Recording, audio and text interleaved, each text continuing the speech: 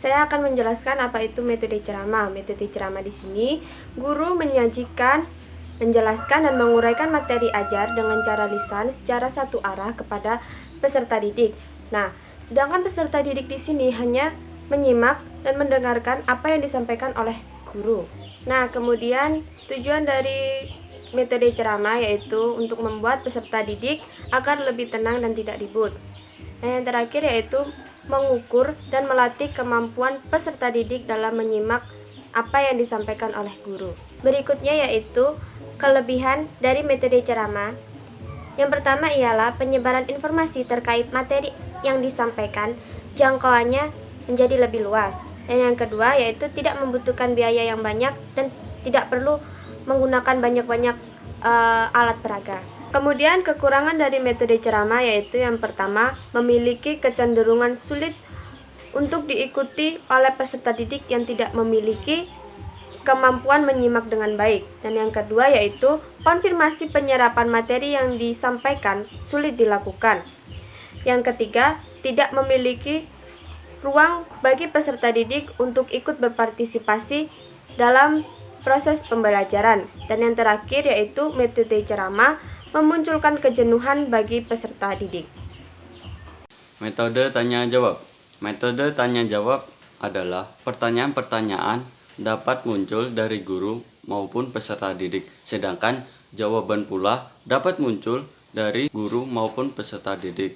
Nah, pada metode ini masing-masing saling melengkapi, baik itu memberikan pertanyaan maupun memberikan jawaban. Adapun tujuan dari metode tanya jawab ini yaitu yang pertama, mengetahui penguasaan materi pembelajaran melalui ingatan dan pengungkapan perasaan serta sikap peserta didik tentang fakta yang telah dipelajari, dibaca ataupun didengar. Nah, yang kedua yaitu mengetahui jalan pikir peserta didik secara logis dan sistematik dalam memecahkan masalah. Yang ketiga, memberikan fokus perhatian pada bagian-bagian materi pelajaran yang dianggap penting.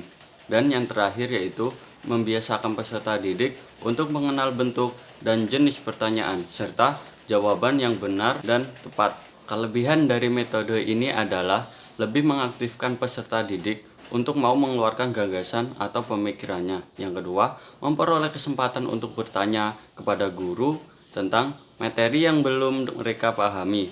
Yang ketiga, dapat secara langsung mengetahui tingkat penguasaan peserta didik dalam menerima ataupun menyimak. Yang terakhir, rutin dapat melatih kemampuan peserta didik mengemukakan pendapat secara lisan. Dan kekurangan dari metode ini adalah pertanyaan-pertanyaan yang diajukan oleh peserta didik cenderung meminta jawaban yang bersifat hafalan. Yang kedua, pertanyaan yang diajukan secara terus-menerus menimbulkan pertanyaan yang menyimpang dari materi pelajaran yang sedang dibahas. Nah, yang terakhir yaitu menimbulkan kesulitan bagi guru untuk mengetahui secara pasti apakah peserta didik yang tidak mengajukan pertanyaan sudah pasti telah menguasai atau memahami materi yang telah diberikan. Metode diskusi.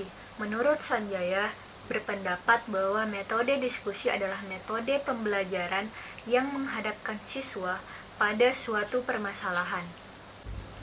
Tujuan utama metode ini adalah untuk memecahkan masalah, suatu permasalahan, menjawab pertanyaan, menambah dan memahami pengetahuan siswa, serta untuk membuat keputusan. Kelebihan dari metode ini adalah peserta didik dapat melakukan interaksi sosial dengan lingkungannya, peserta didik dapat langsung dalam proses pembelajaran, ketiga, peserta didik dapat memahami permasalahan sosial, keempat, peserta didik mampu membina hubungan personal yang positif, kelima, mampu membina hubungan yang komunikatif, dan yang terakhir, peserta didik mampu memahami pikiran orang lain.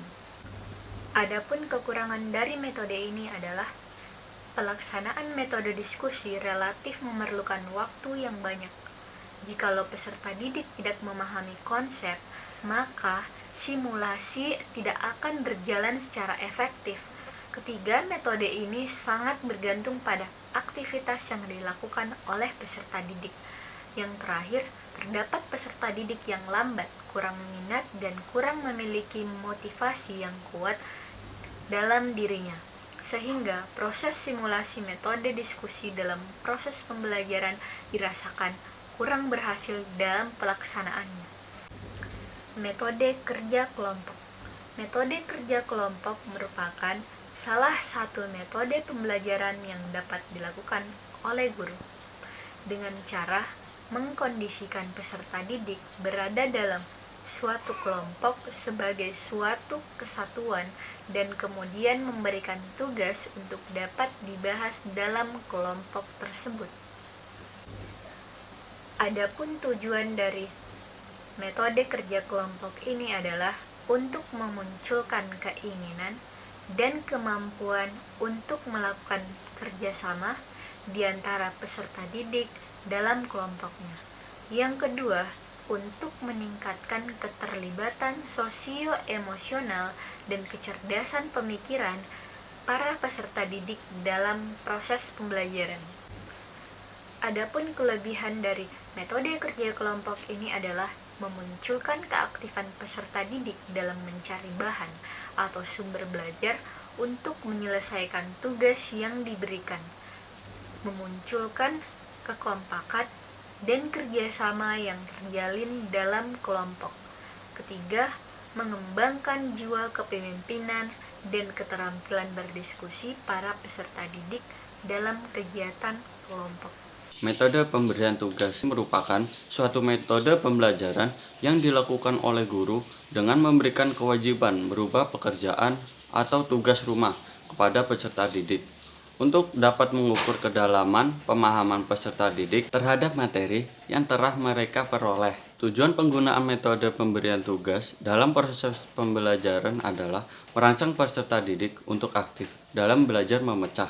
Adapun kelebihan dari metode ini adalah membina kebiasaan peserta didik untuk mencari dan mengolah sendiri informasi yang mereka dapatkan dari berbagai belajar, baik dari sekolah maupun dari luar sekolah. Yang kedua, merangsang minat belajar peserta didik karena adanya tugas yang variatif. Yang ketiga, membina rasa tanggung jawab dan disiplin untuk menyelesaikan tugasnya. Dan yang terakhir, mengembangkan kreativitas peserta didik dalam menyelesaikan tugasnya. Kekurangan dari metode ini adalah kesulitan dalam melakukan kontrol terhadap tugas yang dikerjakan oleh peserta didik. Yang kedua, kesulitan dalam memberikan tugas yang berbeda-beda dan disesuaikan dengan karakteristik peserta didik masing-masing. Dan yang terakhir, tugas terlalu banyak dan sering dapat menimbulkan adanya keluhan dari peserta didik. Metode demonstrasi.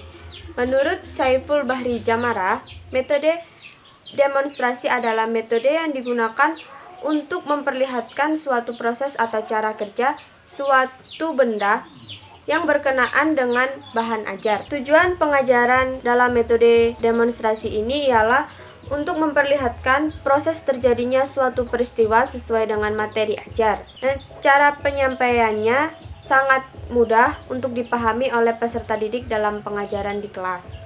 Kelebihan dari metode demonstrasi yang pertama yaitu dapat membimbing siswa ke arah berpikir yang sama dalam satu saluran pikiran yang sama.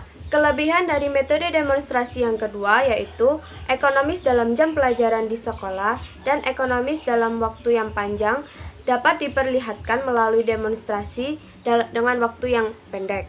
Kelebihan dari metode demonstrasi yang ketiga yaitu dapat mengurangi kesalahan-kesalahan bila dibandingkan dengan hanya membaca atau mendengarkan, karena di sini peserta didik mendapatkan gambaran dari hasil pengamatannya. Kekurangan dari metode demonstrasi yang pertama yaitu untuk mengadakan metode demonstrasi ini harus menggunakan alat-alat yang khusus. Nah, alat-alat khusus ini kebanyakan sulit didapatkan. Kekurangan yang kedua dalam metode demonstrasi yaitu dalam mengadakan pengamatan terhadap hal-hal yang didemonstrasikan diperlukan pemusatan perhatian. Namun di sini banyak peserta didik yang mengabaikan hal itu. Dan kekurangan dalam metode demonstrasi yang terakhir yaitu tidak semua hal dapat didemonstrasikan di kelas. Metode eksperimen. Metode eksperimen adalah metode pembelajaran yang menitik beratkan pada aktivitas peserta didik untuk melakukan percobaan dan membuktikan sendiri proses dan hasil dari percobaannya, sehingga guru di sini hanya berperan sebagai pembimbing. Kelebihan dari metode eksperimen yang pertama yaitu peserta didik mampu menyimpulkan fakta-fakta, informasi, dan data yang diperoleh. Lalu yang kedua yaitu melatih peserta didik untuk merancang, mempersiapkan, melaksanakan, dan melaporkan hasil dari percobaannya. Yang ketiga yaitu melatih peserta didik untuk menggunakan logika berpikir induktif untuk menarik kesimpulan dari fakta, informasi, dan data yang terkumpul melalui percobaan. Metode simulasi. Metode simulasi adalah salah satu metode pembelajaran yang memberikan penyajian berupa pembelajaran dengan menggunakan situasi maupun suatu proses yang nyata. Nah, kelebihan dari metode ini adalah metode simulasi dapat meningkatkan pengetahuan, sikap, dan keterampilan. Selain itu, memberikan pengalaman secara tidak langsung yang diperlakukan oleh siswa untuk menghadapi permasalahan yang berhubungan dengan sosial. Yang kedua, siswa diberikan kesempatan untuk menyalurkan perasaan yang terpendam. Perasaan yang terpendam di sini akan memperoleh kepuasan, kesegaran, dan kesehatan jiwa dengan menerapkan teknik simulasi ini. Dan yang terakhir yaitu metode simulasi dapat membantu siswa dalam mengembangkan bakat dan kemampuan yang dimilikinya. Metode inquiry adalah suatu teknik instruksional dalam proses belajar mengajar siswa diharapkan pada suatu masalah, dan tujuan utama menggunakan metode inquiry adalah membantu siswa dalam mengembangkan keterampilan penemuan ilmiah. Adapun kelebihan dari metode ini adalah siswa aktif dalam kegiatan belajar sebab ia berpikir dan menggunakan kemampuannya untuk hasil akhir. Kedua, perkembangan secara berpikir ilmiah seperti menggali pertanyaan, mencari jawaban, dan menyimpulkan proses keterangan dengan metode inquiry dapat dikembangkan seluas-luasnya. Dan yang terakhir, dapat melatih anak untuk belajar sendiri dengan positif, sehingga dapat mengembangkan pendidikan demokrasi. Adapun kekurangan dari metode inquiry adalah belajar mengajar dengan metode inquiry memerlukan kecerdasan anak yang tinggi. Bila anak kurang cerdas, hasilnya kurang efektif. Dan metode inquiry ini kurang cocok pada anak yang usianya terlalu muda, misalnya pada anak SD. Metode pengajaran unit merupakan pengajaran yang mengarahkan kegiatan peserta didik pada pemecahan suatu masalah yang dirumuskan dahulu secara bersama-sama. Metode pengajaran unit didefinisikan sebagai suatu cara pengajaran yang bertitik tolak dari suatu masalah. Adapun kelebihan dari metode ini adalah memperluas wawasan peserta didik dalam ilmu pengetahuan dan keanekaragaman sumber informasi. Kedua, memperhatikan karakteristik peserta didik secara khusus. Dan yang terakhir, menciptakan iklim demokratis dalam belajar di mana peserta didik dapat ikut menentukan rencana bersama guru tentang topik yang akan dibahas. Dan kekurangan dari metode ini adalah sulit menentukan topik yang sesuai dengan minat, bakat, dan perkembangan anak. Kedua, memerlukan kecakapan khusus dalam melaksanakan pengajaran unit. Ketiga, memerlukan biaya yang cukup besar. Dan terakhir, memerlukan waktu yang cukup lama.